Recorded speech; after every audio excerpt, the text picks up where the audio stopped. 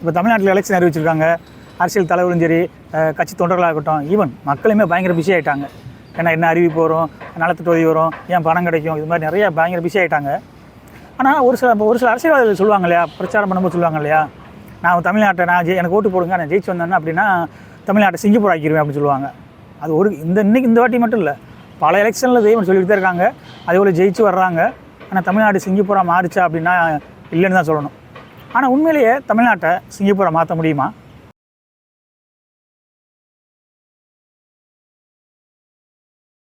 இப்போ நம்ம தமிழ்நாட்டு அரசியலுக்கும் சிங்கப்பூர் அரசியலுக்கும் என்ன வித்தியாசம் அப்படின்னா, இப்போ நம்ம ஊர்லாம் ஒவ்வொரு கட்சிக்கும் ஒரு அங்கீகரிக்கப்பட்ட கட்சினா கட்சி சின்னம் கொடுத்துட்றாங்க இல்லையா, கட்சி சின்னம், கட்சி கொடி இதெல்லாம் இருக்கு இல்லையா.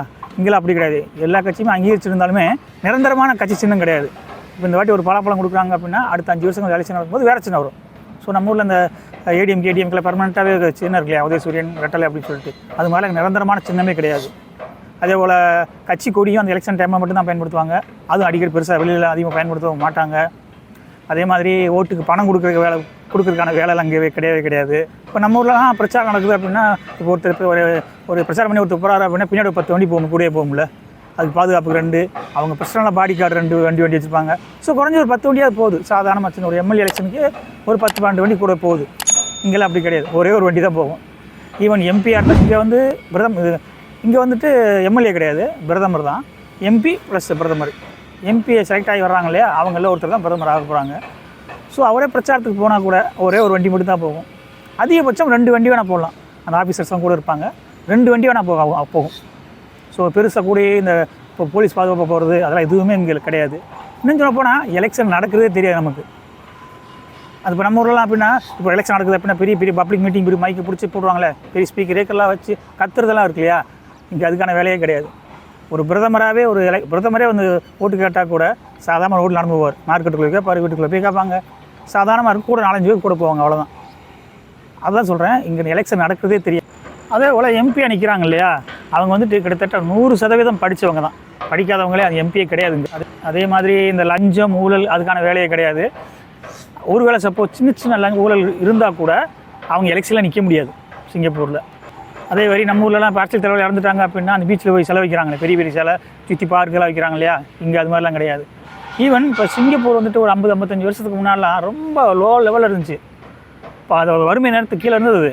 ஆனால் இந்த நாட்டையே காப்பாற்றி கொண்டு வந்தவர் அப்படின்னா உலகத்தில் எல்லாத்துக்குமே தெரியும், லீ குவான் சொல்லுவாங்க, சிங்கப்பூரோட தந்தை. அவர் தான் அந்த நாட்டையே அவ்வளோ அருமையாக கொண்டு வந்திருக்காரு. எஜுகேஷனாக இருக்கட்டும், தொழில் வளர்ச்சியிலையும் சிங்கப்பூரை பல மடங்கு உயர்த்தி கொண்டு. இப்போ நம்ம ஊரில் எலெக்ஷன் நடக்கும்போது பிரச்சாரம் போவாங்களா, அப்போ இலவச அறிவிப்புகள் நிறையா சொல்லுவாங்க இல்லையா. தங்கம் தர்றேன், மோதிரம் தர்றேன், இலவச பஸ் பாஸ் தரேன்டுவாங்க, நான் இப்போ டிவி, ஃப்ரிட்ஜ், வாஷிங் மிஷின் எல்லாம் கொடுக்குறேன்றாங்கல்ல. அது மாதிரி இலவசங்கள்லாம் இங்கே கிடையாது சிங்கப்பூரில். நலத்திட்ட உதவி ஏற்கனவே சொன்னோம் இல்லையா, இங்கே வந்துட்டு முதலமைச்சர் கிடையாது, எம்பி அவர்லேருந்து எடுக்கிறது தான் பிரதமர். அதே போல் இப்போ நம்ம ஊரில் எப்படின்னா, இப்போ யார் வேணாலும் இப்போ மைக் பிடிச்சி பேசுகிறாங்க இல்லையா, முதலமைச்சர் பற்றி தப்பாக பேசுறது, பிரதமரை பற்றி யாரும் தப்பாக பேசுறது, மைக்லேயும் சரி, யூடியூப் சேனல்லையும் சரி, யார் என்ன வேணாலும் பேசுகிறாங்க. பேச்சுரிமை இருக்குது அப்படின்ற போல என்னென்னமோ பேசுகிறாங்க இல்லையா, யார் வேணாலும். ஆனால் இங்கே அப்படிலாம் பேச முடியாது. இப்போ நம்ம ஊரில் ஓட்டு போடுறது வந்துட்டு மிஷினில் போடுறோம். சிங்கப்பூர் இவ்வளோ வளர்ச்சி அடைந்த நாடு சிங்கப்பூர். ஆனால் இவங்க இன்னும் வந்துட்டு வாக்கு பெட்டியில் தான் போடுறாங்க, சீட்டில் தான் போடுறாங்க, மிஷின் பயன்படுத்துறது இல்லை. அதே மாதிரி இப்போ போன வருஷம் எலெக்ஷன் நடந்துச்சு, 2025 எலெக்ஷன் நடந்துச்சு. பொதுவாகவே இங்கே எலெக்ஷன் அப்படிங்கிற குறைஞ்சி 90% மேலே ஓட்டு பதிவாயிரும் எப்போயுமே. போன வருஷம் கூட 92 சம்திங், கிட்டத்தட்ட 93 வைங்களேன், 93% அளவுக்கு ஓட்டு பதிவாயிருக்கு. அதே போல் பிரச்சாரத்துக்கு இப்போ அரசியல் போகிறாங்க இல்லையா, அது வந்து பிரச்சாரத்தில் அவங்க பேசும்போது வீடியோ எடுத்து போடலாம், தப்பு இல்லை, லைவ் போடலாம், பிரச்சனை இல்லை. வீட்டிலேருந்து கிளம்புறது, அந்த ரோட்டில் போகிறதா இருக்கட்டும், அவங்க போய் பிரச்சாரம் முடிச்சு வீட்டு வர்ற வரைக்கும் ஃபுல்லாக ஓடிட்டே தான் இருக்குது. அந்தளவுக்கு முக்கியத்துவமா அப்படின்றது தெரியல நமக்கு. ஸோ ஏன்னா இது மாதிரி விஷயங்கள்லாம் சிங்கப்பூரில் சாத்தியமே கிடையாது, இது நடக்காது. ஏன்னா இந்த அரசியல் கட்சின்னு இல்லை, எல்லா அரசியல் கட்சியும் அப்படி தான். ஏடிஎம்கே, டிஎம்கே, இப்போ ரீசெண்டாக விஜய் வந்திருக்கு, அப்படி இல்லை, எல்லாத்துக்குமே அப்படி தான். லைவ் ஃபுல்லாக ஓடிட்டு தான் இருக்குது. இப்போ ரீசெண்டாக கூட 2 நாளைக்கு கூட விஜய் போயிருந்தார் காரைக்குடிக்கு.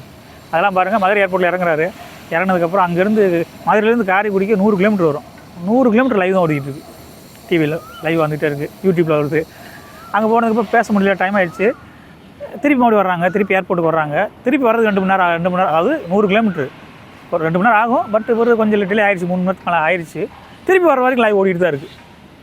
அந்தளவுக்கு முக்கியங்கள் தேவை அப்படின்னு பார்க்கணும். ஏன்னா போகும்போது பிரச்சாரத்துக்காக போகிறாங்க, அப்போ லைவ் போகலாம், ரைட்டு. அவள் பேச முடியாமல் போச்சு, திருப்பி சும்மா தானே வர்றாங்க, எதுவும் பேச கையோட ஆட்ட முடியாது இல்லையா, டைமிங் முடிஞ்சு. ஸோ அதுக்குள்ள லைவ் ஓடிக்கிட்டே தான் இருக்குது. ஸோ இது மாதிரி விஷயங்கள்லாம் இங்கே சிங்கப்பூரில் பார்க்க மாட்டேறாங்க. அதே போல் இந்த டிவி நியூஸாக இருக்கட்டும், இப்போ நம்ம டிவியில் நார்மலாக இப்போ நம்ம தமிழ்நாட்டிலலாம் குறைஞ்சது ஒரு 40-50 சேனல் தமிழ் சேனல் இருக்கும்ல, படம் பார்க்குறதுக்கு சில சேனல்கள், பாட்டாக இருக்கட்டும், மியூசிக் பாட்டு கேட்குறதா இருக்கட்டும், இப்போ விளையாட்டாக இருக்கட்டும், குழந்தைகளுக்கு குட்டீஸ்லாம் சொல்கிறாங்க, குட்டீஸ்ன்னு சொல்லிட்டு இது மாதிரி பல சேனல் இருக்குல்ல, குறைஞ்சது 40-50 சேனல் இருக்கும். இதெல்லாம் நமக்குலாம் டைம் வேஸ்ட் தானே. இதில் எல்லா சேனல்லையும் பிரச்சாரங்கள் விளம்பரங்கள் வந்துட்டு தான் இருக்குது, தேர்தல் பிரச்சாரங்கள் வந்துட்டு தான் இருக்குது. அதை கம்பேர் பண்ணாலும் சிங்கப்பூரில் மொத்தமே 2-3 சேனல் தான் இருக்குது. தமிழில் ஒரே ஒரு சேனல் இருக்குது, சைனீஸ்காரன் பார்க்கக்கூடிய 2 சேனல் தான் இருக்குது, மொத்தமே சேனல் அவ்வளோதான். ஸோ டிவிக்காகவும் இதுக்காகவும் யாரும் பெருசாக டயத்தை வேஸ்ட் பண்ணுறதில்ல. இப்போ சொன்னோம் இல்லையா, நம்ம ஒரு 10-15 பாயிண்ட் சொன்னோம் இல்லையா, இதில் ஒரு 4-5 நம்ம ஊரில் இருக்கா அப்படின்னு கண்டிப்பாக பார்க்க வேண்டியது இருக்குது. பார்த்தா அப்படின்னா இல்லைன்னு சொல்லணும். இப்போ நம்ம சொன்ன பாயிண்ட்ஸில் எல்லாமே அட்லீஸ்ட் குறைஞ்சது ஒரு 70-80% நம்ம கம்ப்ளீட் பண்ணால் மட்டும்தான் தமிழ்நாட்டை சிங்கப்பூர் ஆக்க முடியும். அதே போல் அதாவது இப்போ கடன் எடுத்துகிட்டு வைங்களேன், இப்போ 1900 கடந்த ஒரு 30 வருஷம் கணக்கு எடுத்து பார்த்தோம்னா வருஷம் 1 லட்சம் கோடி எக்ஸ்ட்ரா கூட்டிகிட்டே தான் போயிட்டே இருக்குது. நான் ஒரு ரெக்கார்ட் கீழே போடுறேன் பாருங்கள், வருஷம் கூட்டிகிட்டே தான் போகுது. இப்போ லாஸ்ட்டாக கடந்த 5 ஆண்டில் 5 லட்சம் கூட்டியிருக்கு. இப்போ 2 மாதத்துக்கு முன்னாடி மினிஸ்டர் வந்து அறிவிச்சார் இல்லையா, பட்ஜெட் அறிவிச்சார். அதில் வந்து சொல்கிறாங்க அப்படின்னா 2026 கடன் தொகை வந்துட்டு 10 லட்சம் கோடி அப்படின்ற மாதிரி சொல்கிறாங்க. ஸோ வருஷம் கூட்டிகிட்டே தான் போகுது. இப்போ இன்னும் 5 வருஷம் கழிச்சு அடுத்து 5 வருஷம் கூட தேவையில்ல, இப்போ 10 லட்சம் அப்படின்னா அடுத்த வருஷம் கண்டிப்பாக 100 லட்சம் கண்டிப்பாக கூட தானே போகுது. ஸோ இப்படியே போயிட்டே இருந்தால் அதுக்கு முடிவு தான் என்ன அப்படி நான் பார்க்க வேண்டியிருக்குல்ல. ஏன்னா இதுக்கு காரணம் என்ன அப்படின்னா, இந்த இலவசங்கள் அதிகமாக போய்ட்டு அதை கொஞ்சம் குறைச்சாலே கொஞ்சம் சரியாக வரும். இப்போ இலவசங்களை மட்டும் குறைச்சிட்டா அப்படின்னா கடன் வாங்க வேண்டியது தேவையே இல்லையா. இப்போது நமக்கு மோதிரம் கொடுக்குறாங்க, அது கொடுக்குறாங்க, இதுக்கு நிறைய டிவி ஃப்ரிட்ஜ் கொடுக்குறானுங்களா, எல்லாம் சந்தோஷமாக வாங்கிக்கிறோம், எனக்கு சந்தோஷமாக தான் இருக்குது. ஆனால் அது எப்படி திருப்பி கட்டுறதுன்னு ஒன்று இருக்குல்ல.